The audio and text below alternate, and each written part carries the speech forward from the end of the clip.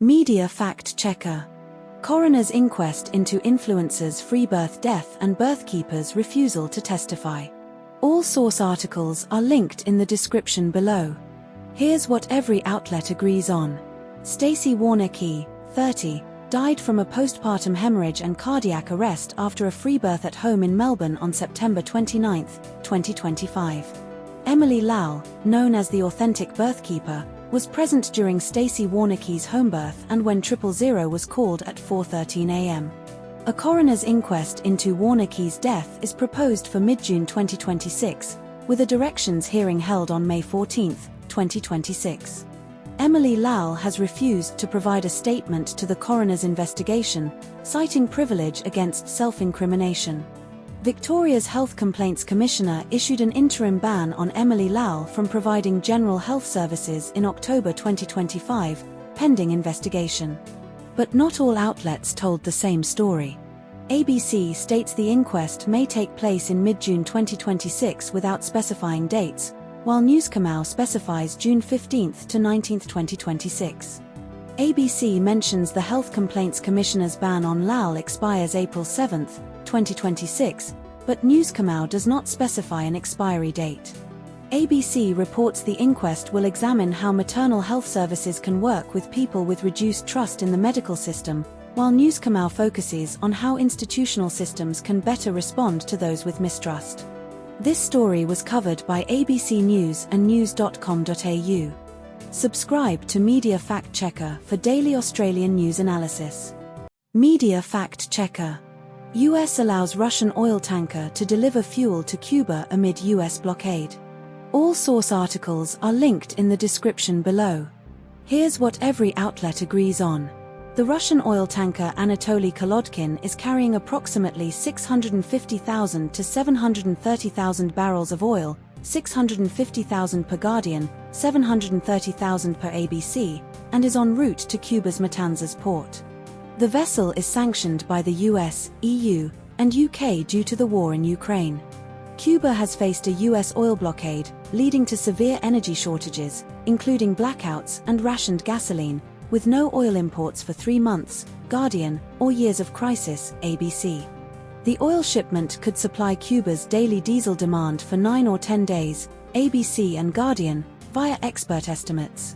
Donald Trump stated he has no problem with the Russian tanker delivering oil to Cuba, emphasizing humanitarian needs over geopolitical implications.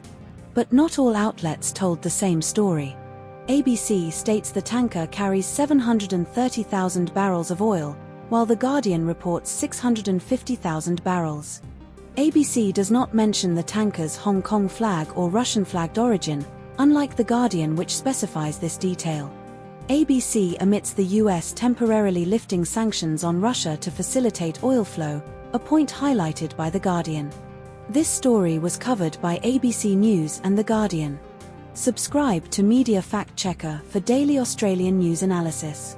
Media Fact Checker. Stephen Colbert co-writing a new Lord of the Rings film titled Shadow of the Past. All source articles are linked in the description below. Here's what every outlet agrees on. Stephen Colbert will co-write a new Lord of the Rings film titled The Lord of the Rings, Shadow of the Past star. The film will be produced by Peter Jackson, Philippe Arboyens, and Fran Walsh. Colbert's script will follow Sam, Merry, and Pippin retracing early steps of their original adventure, with Sam's daughter Eleanor discovering a long-buried secret about the War of the Ring. Colbert's involvement was announced via a video on social media by Peter Jackson on Tuesday, date not specified. Colbert's The Late Show on CBS will air its last episode on May 21, 2024. But not all outlets told the same story. Guardian Article 2 suggests the film's focus on chapters 3 to 8 may feel like a letdown due to early creeping worry about the story's escalation, while Guardian Article 1 frames it as an opportunity to explore completely faithful material. Guardian Article 2 implies the film may retrospectively adapt Tolkien chapters, whereas Guardian Article 1 states it will take them as inspiration without direct adaptation. Guardian Article 2 questions whether Bombadil will be central to the plot, while no other source explicitly addresses his role beyond speculation. This story was covered by ABC News and The Guardian. Subscribe to Media Fact Checker for daily Australian news analysis. Media Fact Checker. Analysis of the Mind Diet's impact on dementia prevention and genetic influences on dietary recommendations. All source articles are linked in the description below. Here's what every outlet agrees on. The Mind Diet, Mediterranean diet intervention for neurodegenerative delay, emphasizes leafy greens, nuts, berries, olive oil, poultry, fish, and limits red meat, butter, cheese, fried foods, and sweets. A 2024 Lancet Commission report identified 14 modifiable risk factors that could prevent or delay 45% of dementia cases, including high LDL cholesterol, 7% influence, and untreated vision loss, 2%. The Mind Diet is associated with a 15 to 22% reduction in dementia risk compared to other Mediterranean-style diets, according to pooled observational studies. People adhering most strongly to the Mind Diet retained up to 20% more grey matter over 12 years, corresponding to a 2.5-year delay in brain aging, observational study. The APOE4 gene variant, present in about 25% of people, increases dementia risk and was linked to slower cognitive decline with higher unprocessed meat intake in a 2024 study. But not all outlets told the same story. SMH The Age claim the Lancet Commission report was updated in 2024 with 14 risk factors, but ABC does not mention the exact year or the 14-factor list. SMH The Age state the APOE4 study was published last week, while ABC does not reference this study or its timing. SMH The Age emphasize the Mind Diet's strong evidence for dementia prevention, while ABC notes mixed results from small trials, e.g., no memory improvement in a 3-month study. This story was covered by ABC News, Sydney Morning Herald and The Age. Subscribe to Media Fact Checker for daily Australian news analysis. Media Fact Checker. Leigh Ryswyk becomes first openly gay AFL player past or present. All source articles are linked in the description below. Here's what every outlet agrees on. Leigh Ryswyk is the first openly gay AFL player, past or present, to come out publicly. Ryswyk played one AFL match for the Brisbane Lions in 2005 against Fremantle at Subiaco Oval. He was delisted by the Brisbane Lions at the end of the 2005 season after suffering a quad injury. Ryswyk played over 200 matches for North Adelaide in the SANFL and is a life member of the club. Ryswyk came out as gay during an interview on Melbourne FM station Joy 94.9's Gay FL programme on the 12th of June, 2024. But not all outlets told the same story. No contradictions found between sources. This story was covered by ABC News, The Guardian and SBS News. Subscribe to Media Fact Checker for daily Australian news analysis. Media Fact Checker. Arsenal's 3-1 WSL win over Tottenham featuring Alessia Russo's hat-trick and tactical analysis. All source articles are linked in the description below. Here's what every outlet agrees on. Arsenal defeated Tottenham 3-1 in the Women's Super League at the Emirates Stadium on Saturday. Alessia Russo scored a hat-trick in the first 27 minutes for Arsenal, including goals at 4 foot, 11, and 19, or 22 per Article 1. Tottenham conceded twice in the opening 10 minutes, including a Frida Lenhardsson-Marnum own goal at 29 foot, or 32 per Article 2. Arsenal's goal tally includes contributions from Alessia Russo, 3, Caitlin Ford, 1, and Steiner Blackstenius, 1. Tottenham's manager is Martin Ho, who previously noted Spurs' vulnerability in the first 45 minutes. But not all outlets told the same story. Article 1 states Russo's hat-trick took her to 5 goals in 8 days, while Article 2 does not mention this specific tally. Article 1 lists Russo's goals at 22 minutes, hat-trick start, and 29 minutes, own goal, while Article 2 specifies goals at 4, 11, and 19. Article 1 mentions Russo's 25 goal contributions in 31 games, but Article 2 does not provide this statistic. This story was covered by The Guardian. Subscribe to Media Fact Checker for daily Australian news analysis. Media Fact Checker. Arrest of Deklin Donnelly in Sydney grandfather's mistaken identity kidnapping and murder case. All source articles are linked in the description below. Here's what every outlet agrees on. Deklin Donnelly, 23, was arrested on March 6 at a Seven Hills home in Sydney's west, charged with murder and kidnapping of Chris Bagsarian, an 85-year-old grandfather mistakenly abducted from North Ryde on February 13. Bagsarian's body was found near a golf course in Pitt Town, Sydney's northwest, 11 days after his abduction, February 24. Donnelly was found wearing only his underwear during the arrest, with an sawn-off shotgun allegedly hidden under his bed at the Seven Hills property. Donnelly faces charges including murder, take detain with intent to ransom occasioning bodily harm, possess unauthorized firearm, and multiple drug supply offenses. Gerard Andrews, 29, and Daniel Stevens, 24, were charged in February with Bagsarian's kidnapping and murder and remain in custody. But not all outlets told the same story. News Kamau states Donnelly allegedly murdered Bagsarian between February 13 morning and 9 p.m. on February 14, while SMH does not specify a timeline for the murder beyond it occurring shortly after the kidnappers realized the wrong man was taken. ABC does not mention the $50 million ransom demand to the Stepanian family, which is explicitly stated in SMH as part of the botched kidnapping plot. News Kamau and SMH both report Thurston was sentenced for an AVO breach and prior police assault, but News Kamau specifies the assault occurred during execution of duty while SMH refers to it as a 2025 matter without clarifying the context. This story was covered by ABC News, news.com.au, and Sydney Morning Herald. Subscribe to Media Fact Checker for daily Australian news analysis. Media Fact Checker. Death of married at first sight expert Mel Schilling from colon cancer at age 54. All source articles are linked in the description below. Here's what every outlet agrees on. Mel Schilling died on Tuesday, aged 54, from colon cancer that had spread to her brain. Schilling was diagnosed with colon cancer in December 2023, with a 5 cm tumor removed via surgery. In February 2024, a routine scan revealed small nodules in her lungs indicating metastasis. Schilling underwent 16 rounds of chemotherapy over 2 years before cancer spread to her brain in December 2025. She announced her terminal diagnosis in March 2026, stating cancer had spread to the left side of her brain. But not all outlets told the same story. Article 3 and 6 state Schilling's daughter is 10 years old, while Article 4 and 5 refer to her as 11. Article 5 mentions Schilling was eligible for a clinical trial starting March 2026, but no other source confirms this detail. Article 1 and 2 describe Schilling's final message as "for Maddie and me," while Article 5 omits the "me, Gareth" reference. This story was covered by ABC News, The Guardian, news.com.au, Sydney Morning Herald and The Age. Subscribe to Media Fact Checker for daily Australian news analysis. Media Fact Checker. Northern Territory records multiple deaths in custody within a week.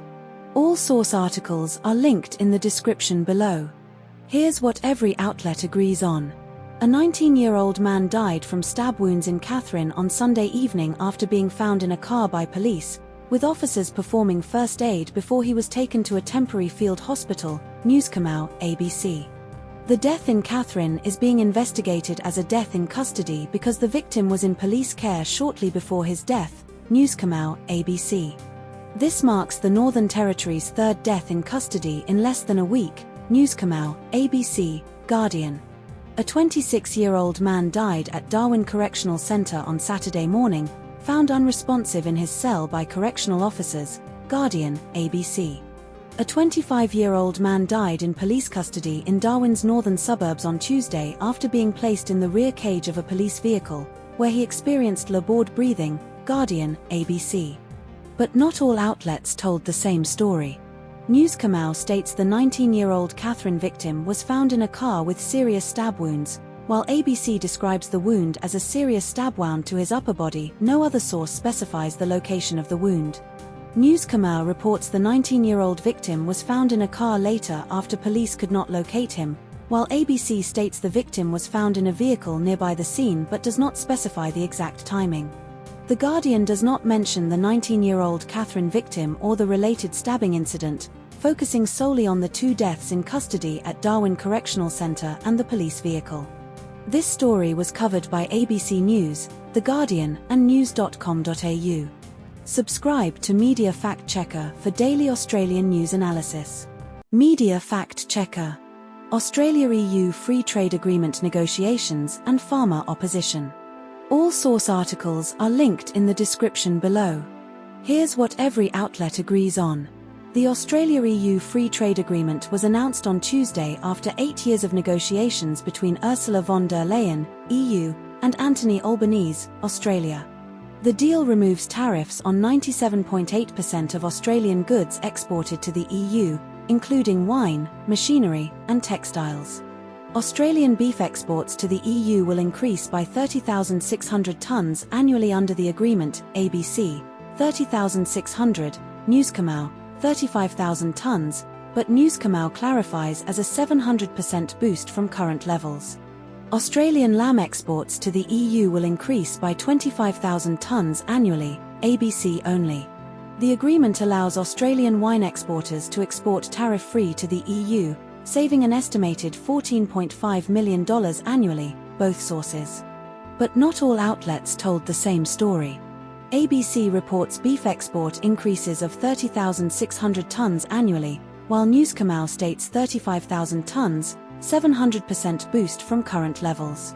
ABC claims the deal offers no material change for key agricultural commodities, but NEWS News Farrell insists all cattle industry demands were met. ABC cites NFF President Hamish McIntyre calling the deal the worst ever, while NEWS News Farrell claims 95% of Australian industry supports it.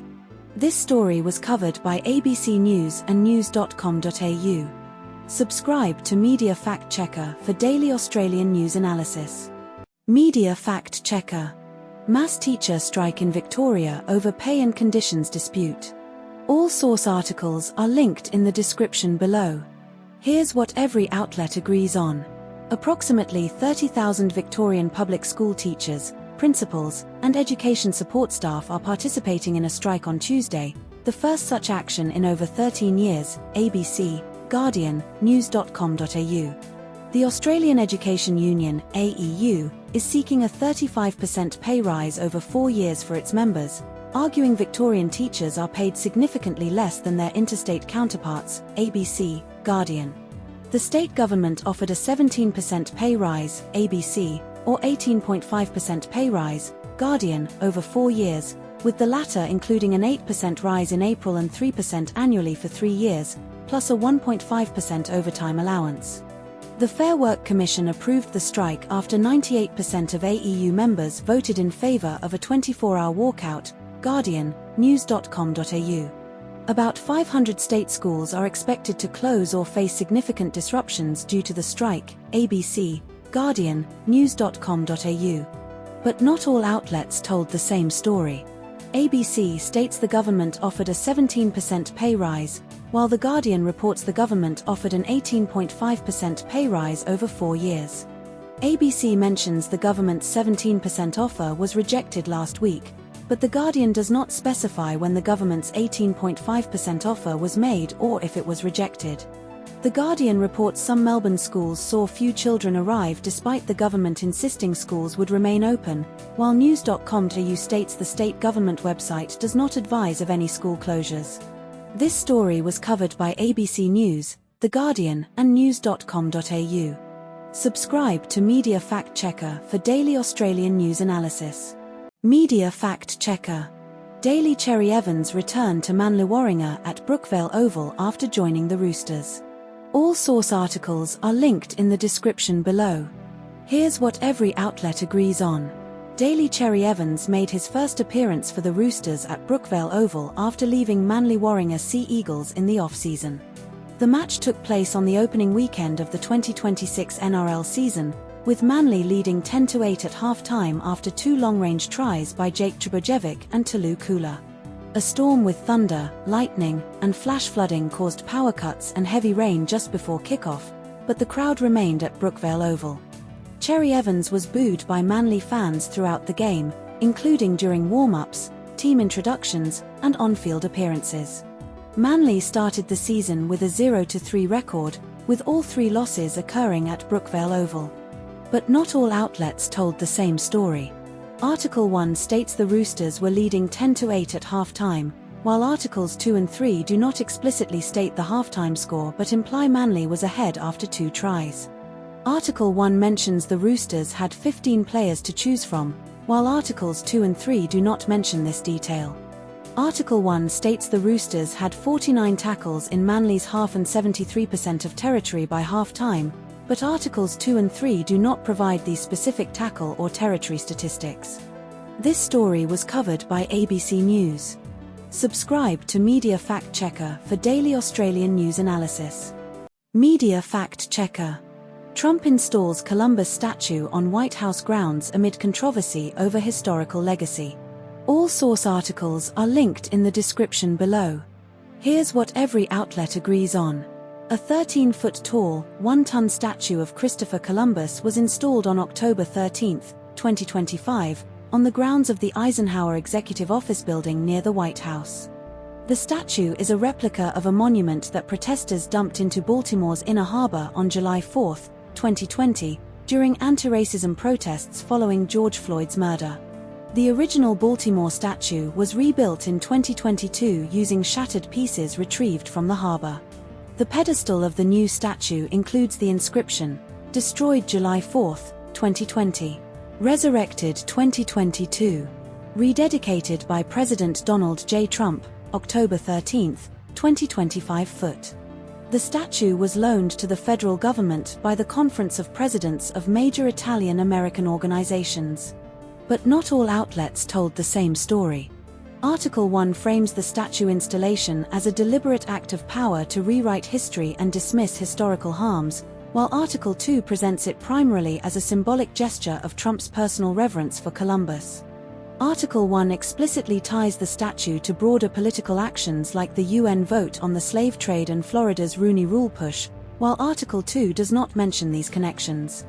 Article 1 argues that the statue's placement is a declaration of narrative intent meant to silence counter-narratives, whereas Article 2 does not make this claim. This story was covered by The Guardian.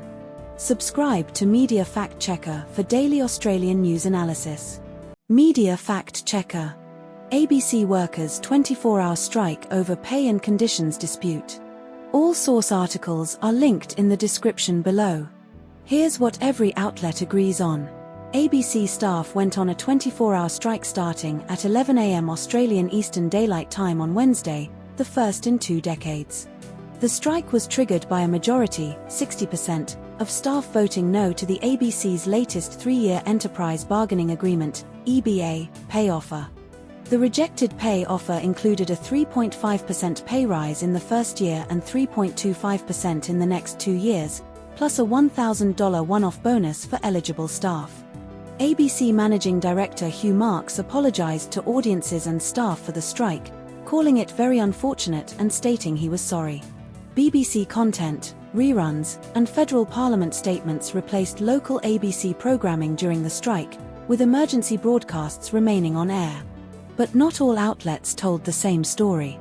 Article 1 states the 3.5% pay rise was for the first year with 3.25% in the subsequent 2 years, totaling 10% over 3 years, while Article 2 explicitly calls the offer a 10% over 3 years without breaking it down by year.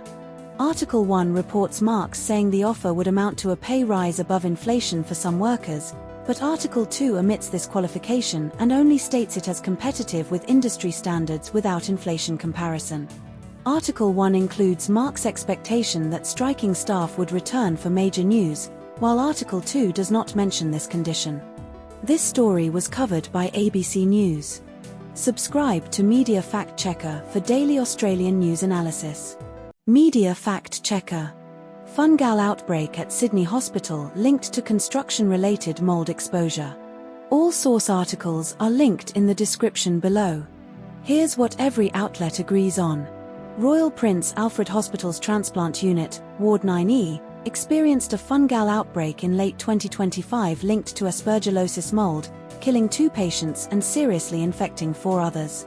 A balcony near construction work was identified as the probable source of the mold exposure, accessible by all 6 infected patients.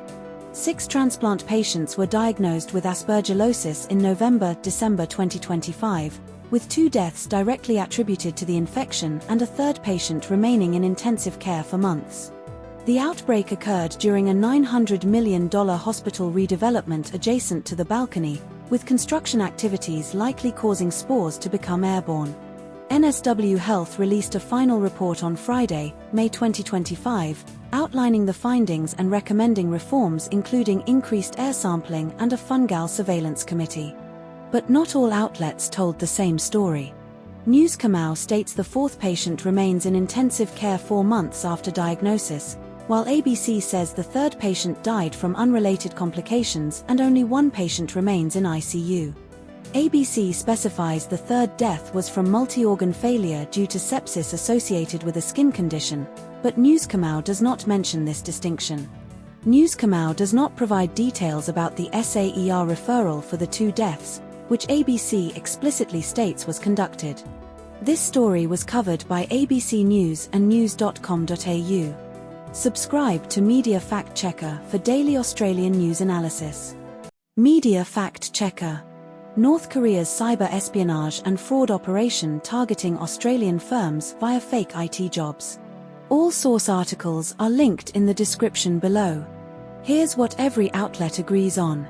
North Korea's regime is using an army of thousands of undercover operatives posing as remote IT workers to infiltrate Western companies, with a focus on Australia and the US. The UN estimates North Korea's annual revenue from this operation is approximately $800 million. ASIO, Australian Security Intelligence Organisation, has identified undercover operatives targeting Australian firms to funnel salaries back to North Korea's weapons program. Major Australian banks, including NAB, have been infiltrated by North Korean agents, with at least 1 agent discovered and subsequently sacked. The Australian Federal Police's cyber threat teams are assessing intelligence that North Korean agents are already on shore, including a Melbourne University alumnus suspected of being a regime intermediary. But not all outlets told the same story. No contradictions found between the 2 sources. Both articles are nearly identical in content and reporting. This story was covered by Sydney Morning Herald and The Age. Subscribe to Media Fact Checker for daily Australian news analysis. Media Fact Checker. Australia's waste sector faces diesel shortages threatening service disruptions and public health risks. All source articles are linked in the description below.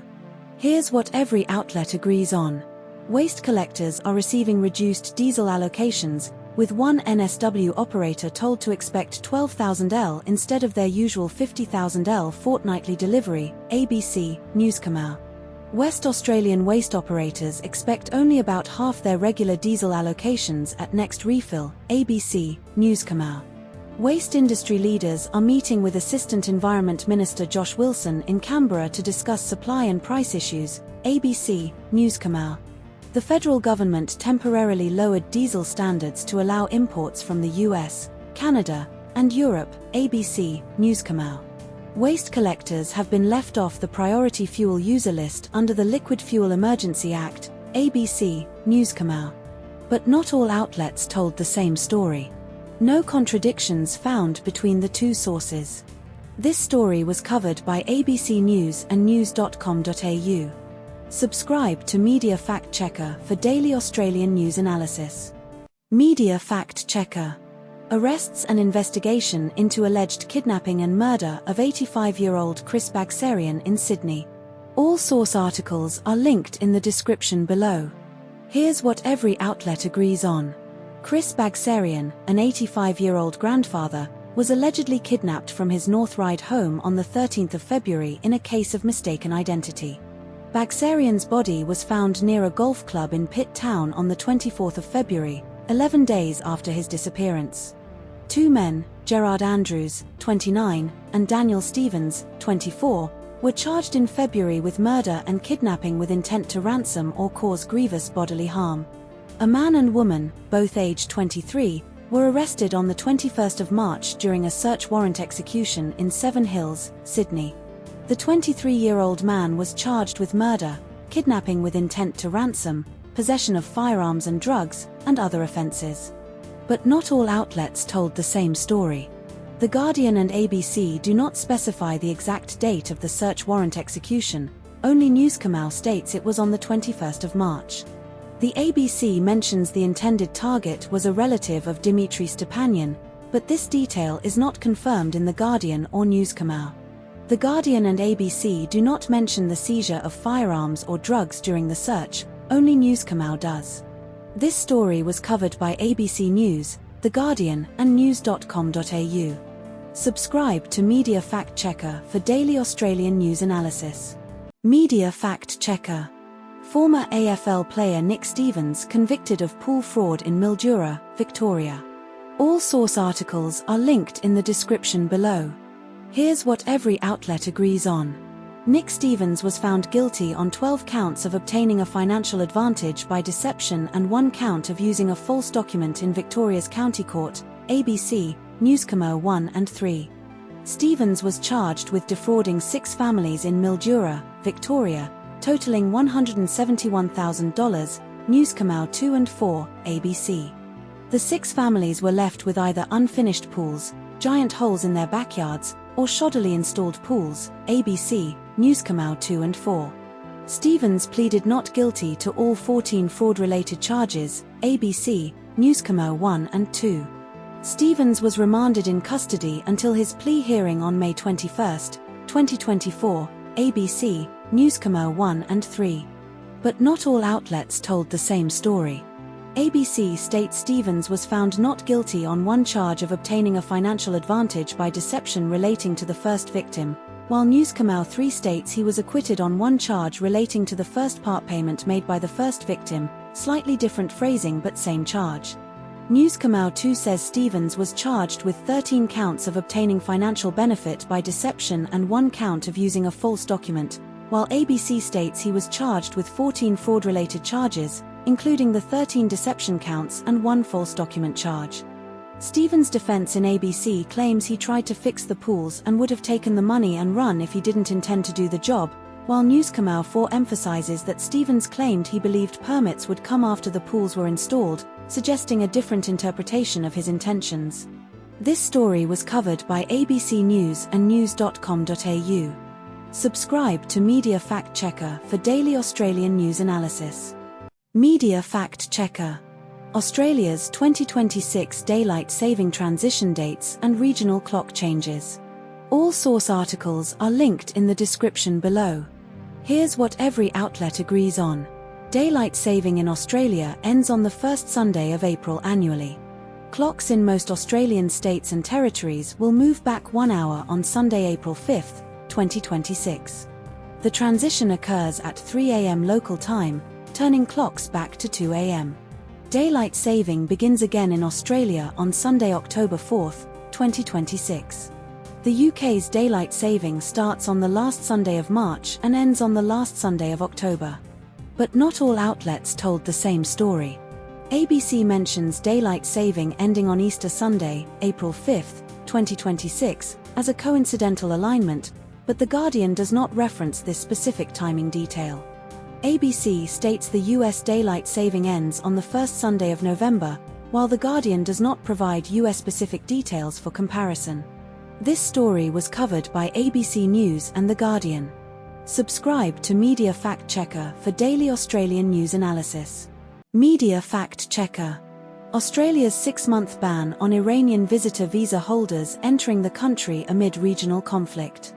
All source articles are linked in the description below. Here's what every outlet agrees on. Home Affairs Minister Tony Burke announced a 6-month ban on Iranian passport holders with visitor, subclass 600, visas outside Australia from entering Australia, effective from the 18th of April, 2024, ABC, Guardian, news.com.au, SBS. The ban applies to over 7,200 Iranian nationals who have already been granted visitor visas, Guardian, ABC, news.com.au. Spouses, dependent children, or parents of Australian citizens' permanent residents are exempt from the ban, ABC, Guardian, news.com.au, SBS. The government claims the ban is to prevent temporary visa holders from overstaying due to the Iran conflict, citing unable or unlikely return risks. ABC, Guardian, news.com.au.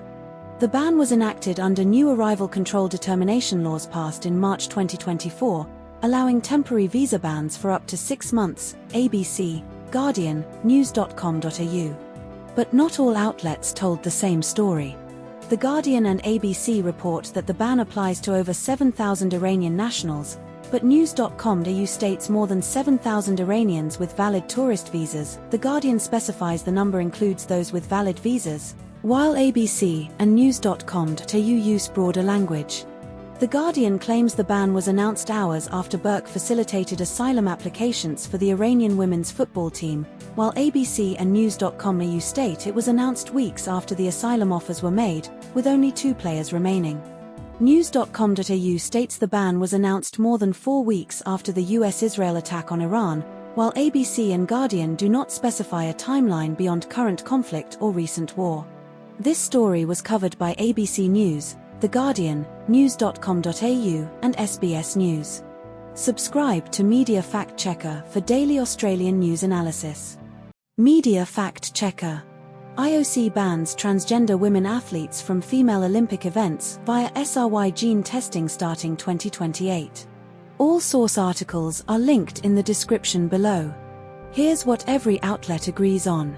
The IOC announced a ban on transgender women athletes competing in female Olympic events starting the 2028 Los Angeles Games, effective immediately for future Olympics. The new policy requires all athletes in female categories to undergo a one-time SRY gene test, via saliva, cheek swab, or blood, to determine biological sex. Kirsty Coventry became IOC president in March 2024 and reversed the IOC's 2021 framework on fairness, inclusion, and non-discrimination, which previously allowed transgender women to compete if cleared by federations. New Zealand's Laurel Hubbard was the first openly transgender athlete to compete in a different gender category at the Olympics, participating in weightlifting at Tokyo 2021. The IOC's 10-page policy document states that XY transgender athletes and athletes with XYDSD retain a 10 to 12% performance advantage in running, swimming, and over 20% in throwing, jumping events, even after testosterone suppression. But not all outlets told the same story. The Guardian's analysis pieces, Articles 2 and 3, state that the IOC's policy was influenced by the Paris 2024 boxing controversy involving Imane Khalif, while ABC does not mention this specific incident as a direct factor. The Guardian's human rights critique, Article 4, claims the IOC's SRY gene test is unreliable and reductive according to multiple medical experts, but the IOC's official statements, ABC and Guardian Articles 1/2, describe it as highly accurate and unintrusive. The Guardian's analysis, Article 2, reports that the IOC's survey of 1,100 athletes found majority support among female Olympians for the new rules, while ABC does not provide details on athlete sentiment beyond the AOC's support. This story was covered by ABC News and The Guardian. Subscribe to Media Fact Checker for daily Australian news analysis. Media Fact Checker. NSW introduces laws to crush illegal high-speed e-bikes amid safety concerns. All source articles are linked in the description below. Here's what every outlet agrees on. NSW government will introduce legislation to seize and crush e-bikes operating over 25 km per hour, modeled after WA's existing laws. New roadside dyno units will detect e-bikes exceeding the 25 km per hour speed limit for NSW. Transport Minister John Graham stated, "If it behaves like a motorbike, it's probably illegal and could end up in the crusher." A 2-day safety blitz in NSW issued 170 fines for illegal e-bikes. Queensland will restrict e-mobility devices to riders over 16, enforce a 10 km per hour footpath speed limit, and require learners' licenses. But not all outlets told the same story. News Kamau states Queensland's laws will require CTP insurance and motorbike licenses for powerful e-bikes, but The Guardian does not mention this detail. The Guardian reports NSW's minimum age for e-bikes is between 12 and 16, undecided, while News Kamau does not specify an age range. News Kamau says Queensland's laws will be tabled later this week, But The Guardian does not confirm this exact timeline. This story was covered by The Guardian and news.com.au. Subscribe to Media Fact Checker for daily Australian news analysis. Media Fact Checker. Qantas Jetstar reduces NZ flights due to rising jet fuel prices amid global fuel crisis. All source articles are linked in the description below. Here's what every outlet agrees on. Jetstar NZ has cut 55+ flights between Australia and New Zealand due to rising jet fuel costs, Newscomau, and confirmed 12% of services on Auckland-Sydney and Auckland-Brisbane routes will be impacted from May, ABC. Jetstar NZ stated temporary schedule changes are due to soaring jet fuel prices as a direct result of the Middle East conflict and other rising costs, Newscomau and ABC. All impacted passengers have been contacted directly, and most have been offered same-day travel alternatives, Newscomau and ABC. Air New Zealand also reduced flights earlier this month, citing unprecedented volatility in jet fuel prices due to the conflict in the Middle East, ABC. Australia's fuel crisis includes 8% of service stations nationwide without one or more fuel grades, Newscomau, with 560 stations affected as of the report date. But not all outlets told the same story. Newscomau reports 55+ flights cut from Jetstar NZ routes, while ABC states 12% of services, not exact flight numbers, are impacted from May. Newscomau claims 560 Australian service stations are without fuel, but ABC does not provide a comparable national fuel shortage figure.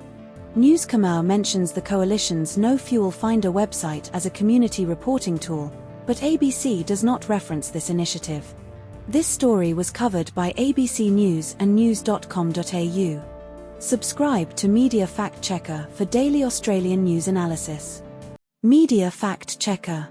Iranian Australians and global Iranians celebrate Nowruz amid war and government suppression. All source articles are linked in the description below. Here's what every outlet agrees on. Nowruz began on March 21, 2024, marking the spring equinox in the Northern Hemisphere. Nowruz is a 2,000 to 3,000-year-old festival observed in Iran, Afghanistan, Albania, Uzbekistan, Georgia, Kyrgyzstan, and diaspora communities worldwide. The Haft scene is a traditional Nowruz spread featuring 7 symbolic items starting with the letter S in Farsi. Iranian authorities restrict or discourage pre-Islamic traditions like Nowruz, with surveillance and threats of arrest reported. Nasreen Kaur, an Iranian Australian, moved to Aidlong, NSW, population less than 1,000, in 2019 and faces challenges celebrating Nowruz without family in Iran due to internet shutdowns. But not all outlets told the same story. Article 1 states Nasreen Kaur is in Aidlong, NSW, while Article 2 does not mention her location or name.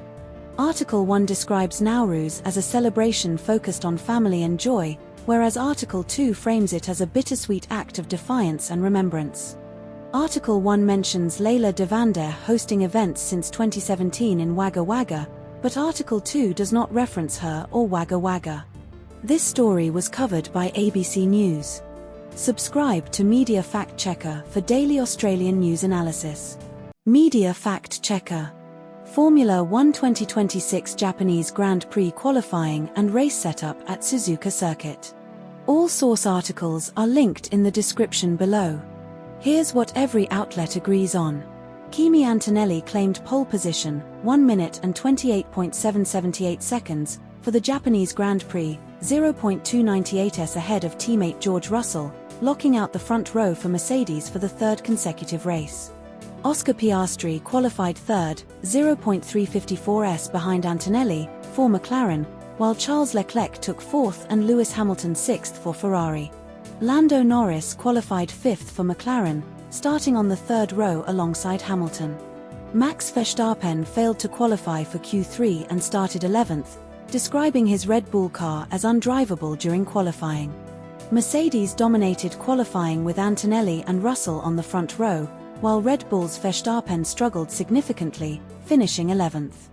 But not all outlets told the same story.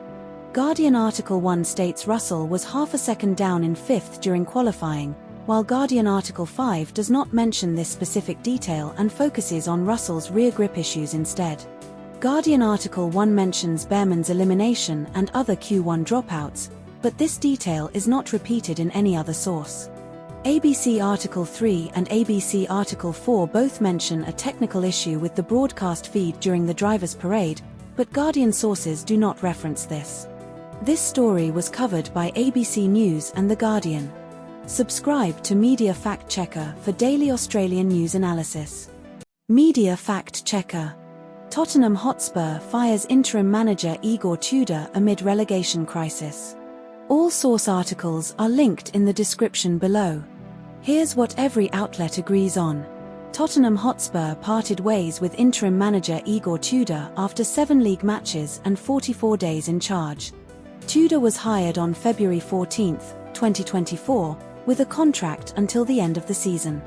Tottenham lost 3-0 to Nottingham Forest on March 22, 2024, marking Tudor's final match in charge. Tottenham sits 1 point above relegation with 7 games remaining in the Premier League season. Tottenham's 50-year streak in the top flight is at risk of ending. But not all outlets told the same story. ABC mentions Tudor's first match was a 4-1 loss to Arsenal, while The Guardian does not specify the score of the first match but lists Arsenal as one of the early losses. ABC lists Harry Redknapp as expressing interest in the role before Tudor's departure, but The Guardian does not mention Redknapp's interest. ABC states Tudor's final match was a 3-0 home loss to Nottingham Forest ahead of the international break, while The Guardian does not specify the timing relative to the break. This story was covered by ABC News and The Guardian. Subscribe to Media Fact Checker for daily Australian news analysis. Media Fact Checker. Jannik Sinner wins Miami Open title to complete Sunshine Double, defeating Jiri Lehecka in final. All source articles are linked in the description below. Here's what every outlet agrees on. Jannik Sinner won the Miami Open title with a 6-3, 7-6, 4 victory over Alexander Zverev in the semifinals. Sinner then defeated Jiri Lehecka 6-4, 6-4 in the final to complete the Sunshine Double, Indian Wells and Miami Open.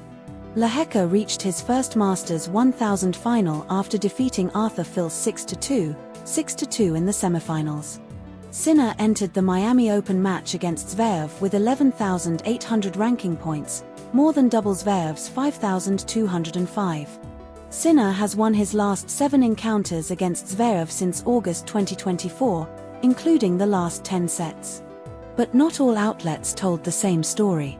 Article 1 states Sinner won the Miami final in 6-3, 7-6, 4 against Zverev, but Article 2 does not mention this match, only the final vs Lehecka.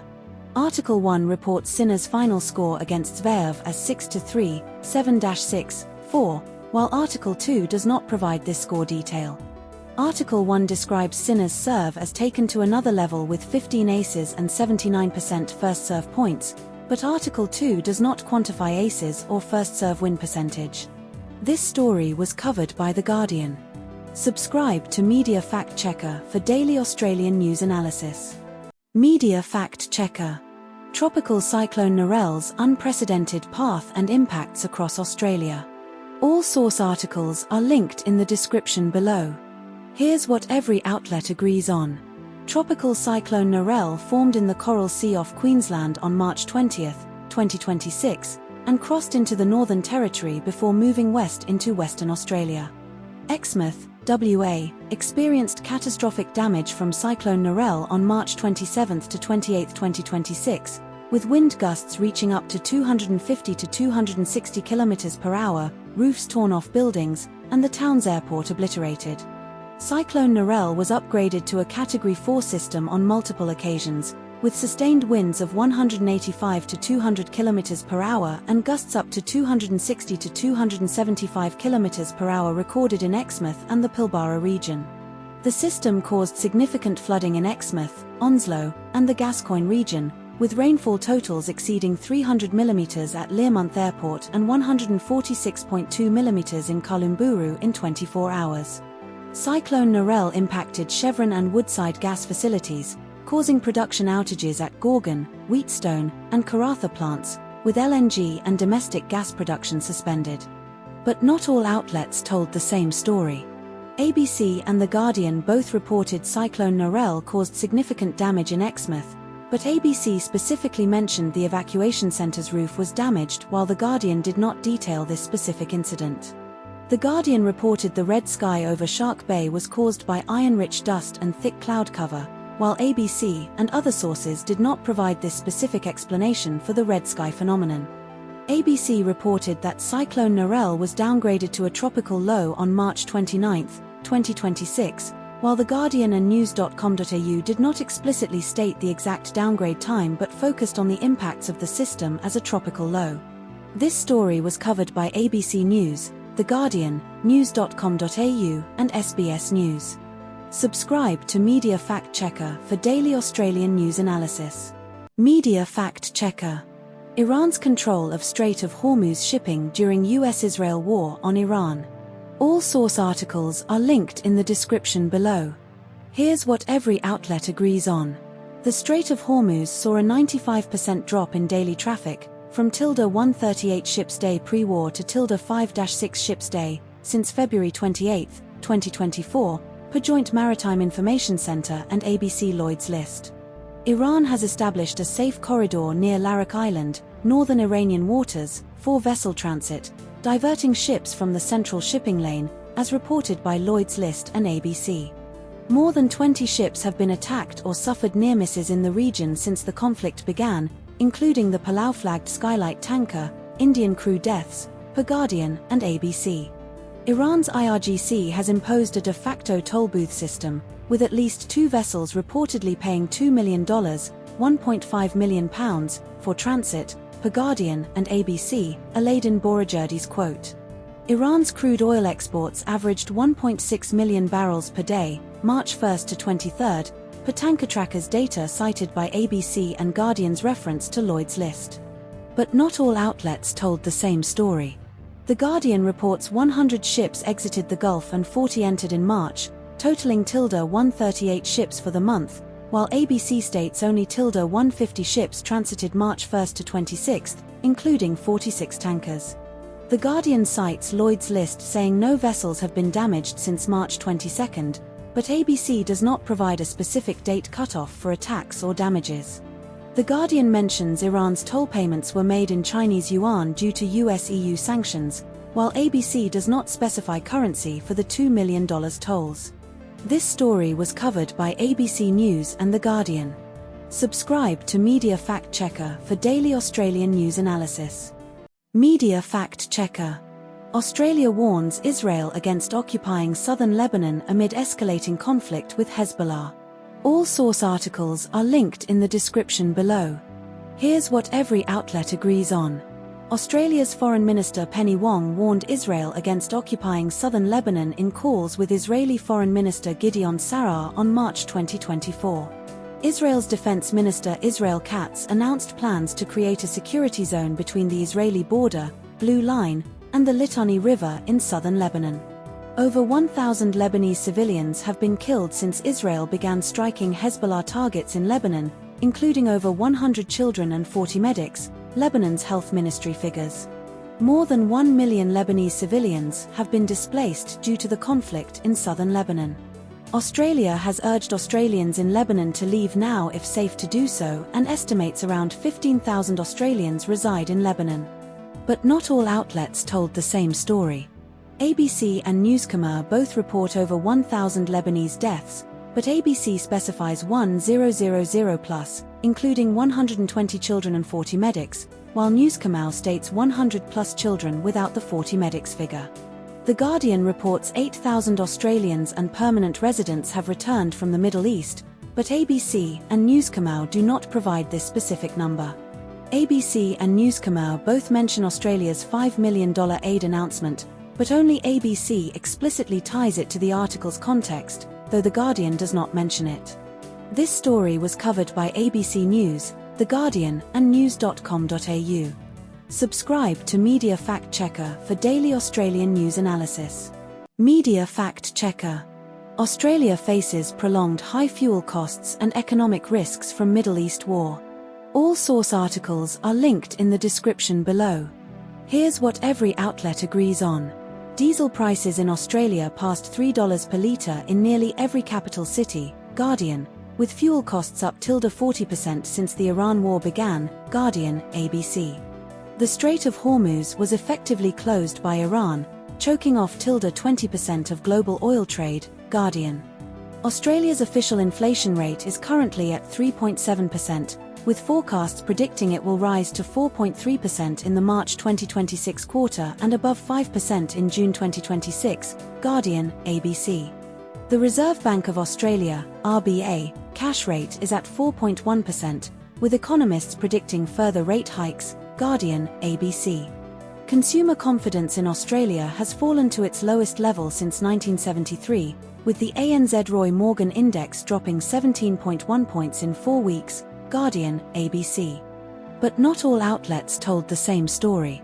The Guardian mentions fuel prices may stay high far longer than the war in Iran, while the ABC does not explicitly state the duration beyond immediate economic impacts. The Guardian cites Jonathan Kearns forecasting 3 additional RBA rate hikes in 2026, but the ABC does not reference this specific number or timeline for hikes. The Guardian reports Barrenjoey economists as saying fuel shortages and rationing remain improbable, while the ABC does not address this probability directly but focuses on surcharges and price hikes. This story was covered by ABC News and The Guardian. Subscribe to Media Fact Checker for daily Australian news analysis. Media Fact Checker.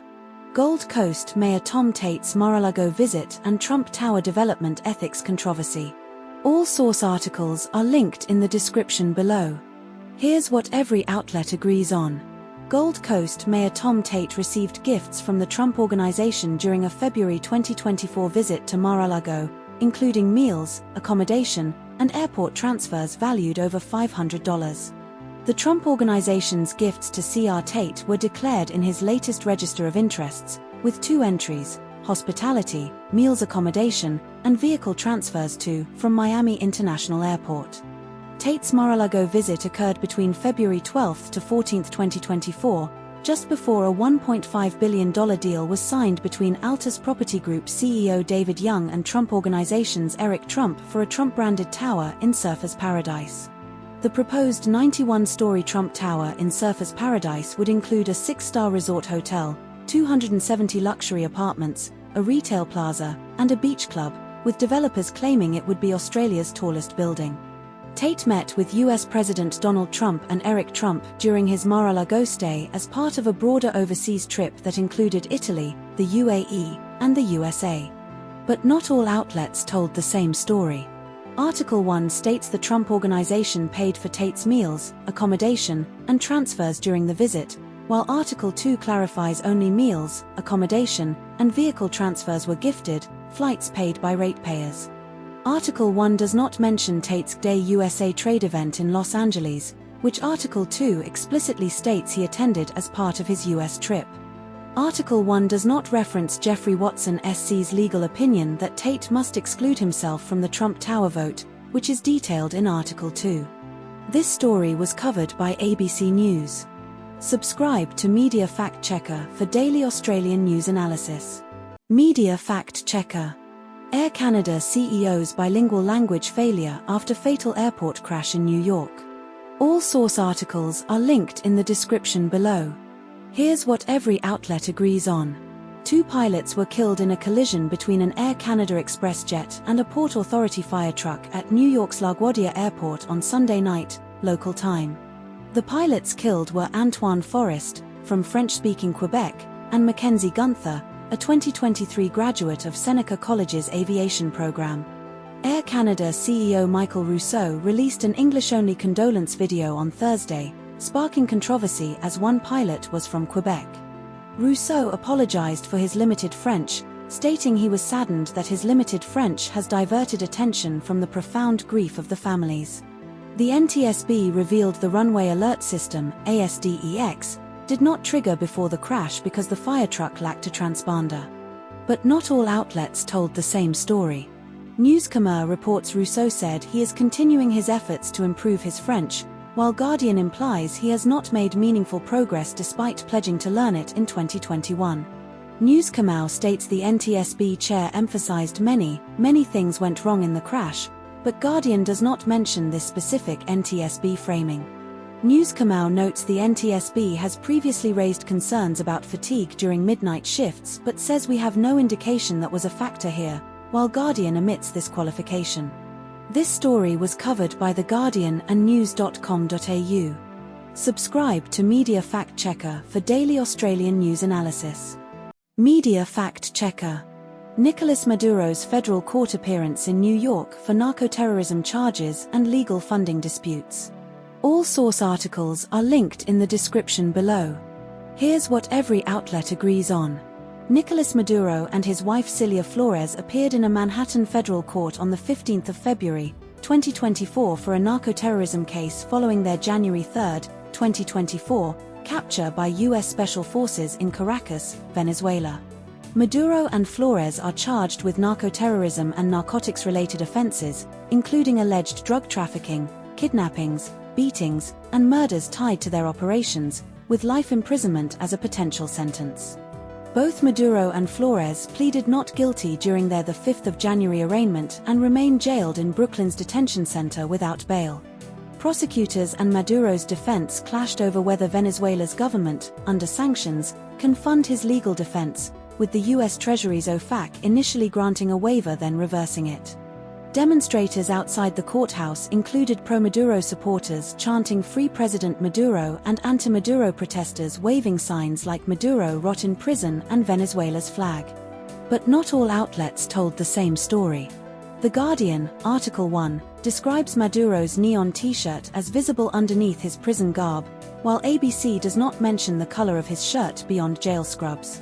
The Guardian, Article 3, states the U.S. raid on Caracas reportedly killed 100 people, but ABC and Guardian, Article 1, do not specify a death toll beyond the over 100 deaths from narco boat strikes. Guardian, Article 1, notes Maduro seemed to treat his glasses as readers, while ABC describes both Maduro and Flores as wearing headphones to listen to translation during the hearing, no mention of glasses as readers. This story was covered by ABC News and The Guardian. Subscribe to Media Fact Checker for daily Australian news analysis. Media Fact Checker. Australian government underwrites fuel imports amid Middle East tensions and shortages. All source articles are linked in the description below. Here's what every outlet agrees on. Prime Minister Anthony Albanese announced new fuel security powers on, date implied, Saturday, to underwrite purchase of additional shiploads of fuel, petrol diesel, to address shortages during Middle East tensions. The government will amend the Export Finance and Insurance Corporation Act to grant new fuel security powers, with legislation introduced to Parliament on Monday. Shortages have been reported at hundreds of service stations, particularly in New South Wales and Queensland, with panic buying cited as a key factor.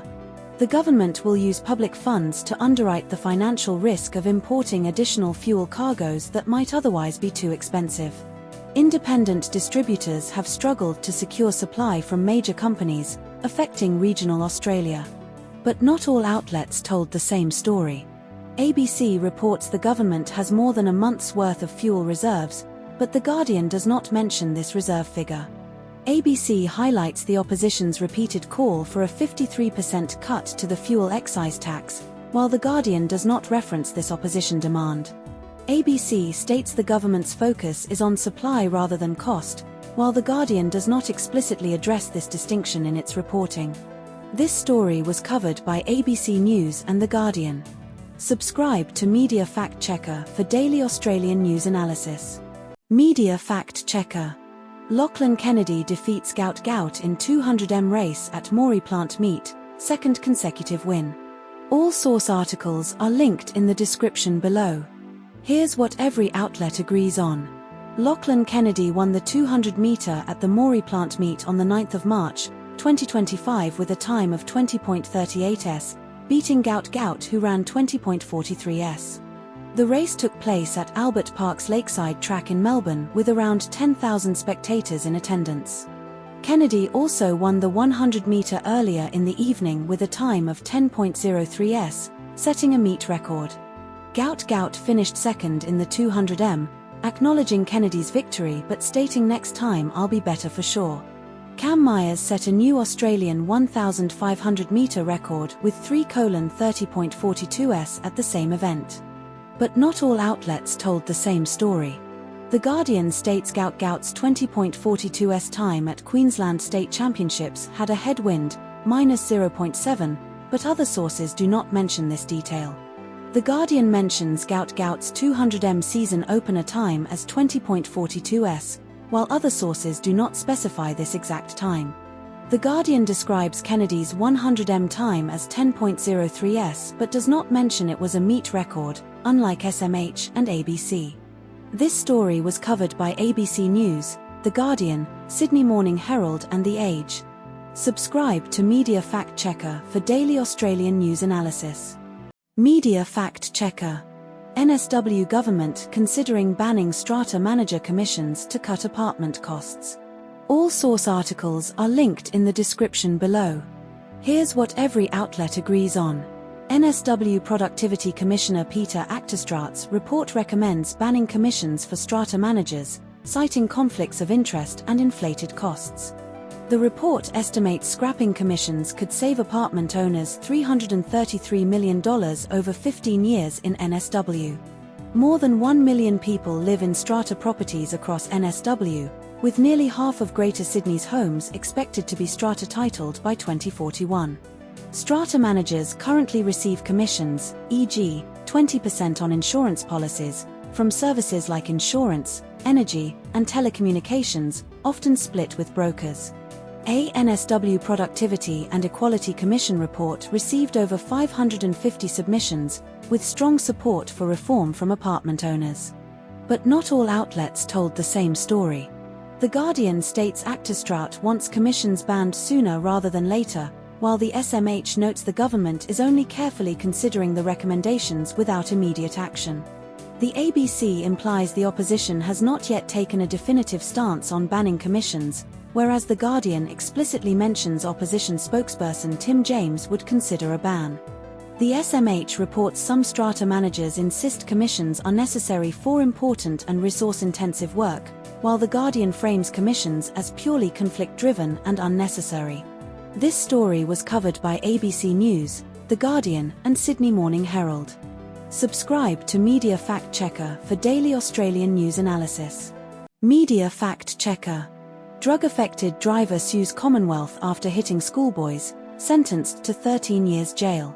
All source articles are linked in the description below. Here's what every outlet agrees on.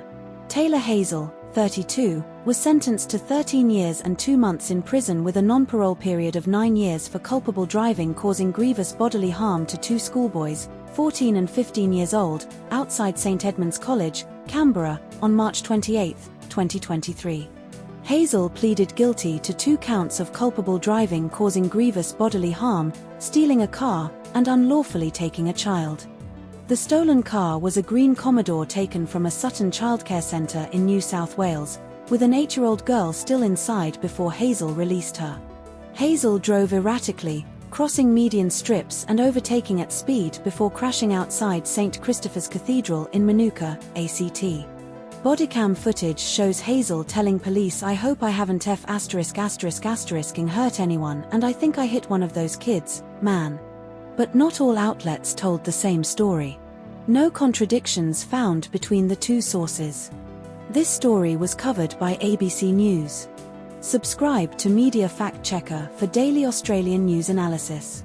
Media Fact Checker. Sydney private school teacher charged with grooming and child abuse material offences. All source articles are linked in the description below. Here's what every outlet agrees on. Benjamin David Collinge, 29, was arrested on the 20th of March, 2024, Thursday, in Beecroft, NSW, for grooming a 14-year-old girl and accessing child abuse material. Collinge allegedly posed as a 17-year-old boy to contact the 14-year-old girl on social media, who was not known to him. Collins was charged with using a carriage service to groom someone under 16 and using a carriage service to access child abuse material. Police allege Collins offered the girl a not significant amount of money in exchange for sexually explicit images. Collins was refused bail at Burwood Local Court and remanded in custody until April 2, 2024, for a bail hearing. But not all outlets told the same story. ABC does not mention Collins' former student status at Newington College, while SMH explicitly states he graduated in 2014. SMH describes the girl as vulnerable in its headline and text, a term not used in ABC's reporting. SMH specifies the girl was using an app affected by the under-16 social media ban, while ABC does not mention this detail. This story was covered by ABC News and Sydney Morning Herald. Subscribe to Media Fact Checker for daily Australian news analysis. Media Fact Checker. Deadly Air Canada plane crash at LaGuardia Airport after collision with fire truck. All source articles are linked in the description below. Here's what every outlet agrees on. An Air Canada Express CRJ 900 jet, flight AC8646 Jazz Aviation, collided with a Port Authority fire truck at LaGuardia Airport's runway 4 on Sunday night, October 20, 2024, around 11:37 p.m. New York time. The pilots Antoine Forrest, Air Canada, and Mackenzie Gunther, Jazz Aviation, were killed, while 41 passengers and crew were injured, including 2 Port Authority employees in the fire truck. The fire truck was responding to a separate incident involving a concerning odor on a United Airlines flight at the time of the collision. Audio recordings show a controller initially cleared the fire truck to cross the runway before urgently ordering it to stop with the command "Stop, Truck 1, stop" moments before impact. The NTSB, National Transportation Safety Board, is leading the investigation, with preliminary findings indicating the fire truck lacked a transponder, preventing the ASDEX runway safety system from alerting controllers. But not all outlets told the same story. The Guardian reports that a pilot filed a safety concern months before the crash warning about LaGuardia's air traffic control issues, but this is not mentioned in any other source. The SMH states the fire truck was manned by police officers, while other sources only mention Port Authority employees or do not specify. The ABC and Guardian mention the FAA investigating potential controller distraction due to a United Airlines emergency, but the Guardian also highlights systemic issues like controller shortages and government shutdowns, which are not emphasized in other sources. This story was covered by ABC News, The Guardian, news.com.au, Sydney Morning Herald and The Age. Subscribe to Media Fact Checker for daily Australian news analysis. Media Fact Checker. Nepal's former PM KP Sharma Oli arrested over alleged role in deadly protest crackdown. All source articles are linked in the description below. Here's what every outlet agrees on. KP Sharma Oli, 74, and former Home Affairs Minister Ramesh Lekhak were arrested on Saturday, June 2025, over alleged involvement in the deaths of protesters during the Gen Z uprising in September 2024. The arrests followed the swearing-in of Nepal's new Prime Minister, Balendra Shah, known as Balan, who won a landslide election victory in June 2025, promising justice for the killings. At least 19 protesters were killed when police opened fire during the Gen Z protests in September 2024, with additional deaths reported as unrest spread nationwide. A government-backed investigation report recommended 10 years in prison for Oli, Lekhak, and the former police chief for their alleged role in the crackdown, citing negligence in stopping police firing. Police spokesperson O.M. Odikori confirmed the arrests were made based on the Investigation Commission's recommendations. But not all outlets told the same story. The Guardian reports 19 protesters killed during the initial crackdown, while ABC states 76 people were killed during the police crackdown. The Guardian mentions the unrest spread after Parliament and government offices were set ablaze, killing dozens more, but ABC does not reference this specific detail. ABC reports Oli's arrest led to supporters burning tyres and clashes with police, injuring one person, while The Guardian does not mention these protests or injuries. This story was covered by ABC News, The Guardian, and SBS News. Subscribe to Media Fact Checker for daily Australian news analysis.